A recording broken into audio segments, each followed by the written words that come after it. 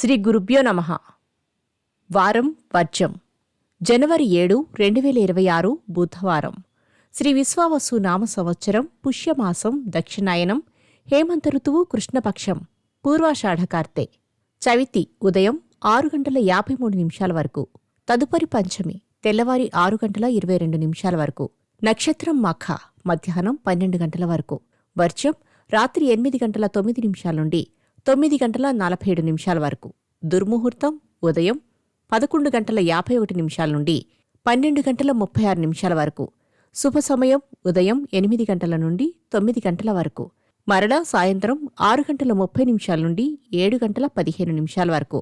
రాహుకాలం మధ్యాహ్నం 12 గంటల నుండి 1:30 వరకు.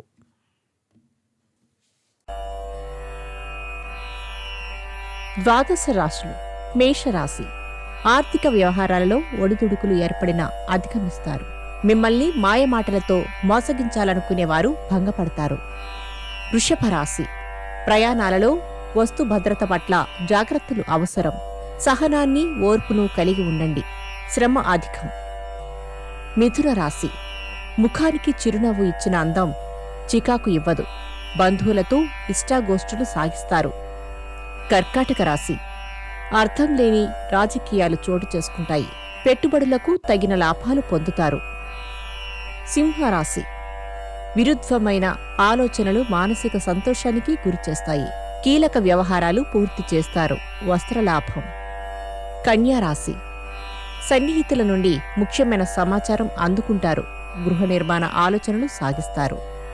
తులారాశి. ఇంటా బయట ప్రోత్సాహకరంగా ఉంటుంది. దూర ప్రాంతాల నుండి శుభవార్తలు అందుకుంటారు. వృశ్చిక రాశి. తండ్రి తరపు నుండి ఆస్తి లాభం పొందుతారు. కోర్టు వివాదాలు పరిష్కారమవుతాయి. క్రయ విక్రయాలలో లాభాలు. ధనస్సు రాశి. దీర్ఘకాలిక రుణాలు కొంతవరకు తీరుస్తారు. ఆదాయ వ్యయాలు సరిసమానంగా ఉంటాయి. మకర రాశి.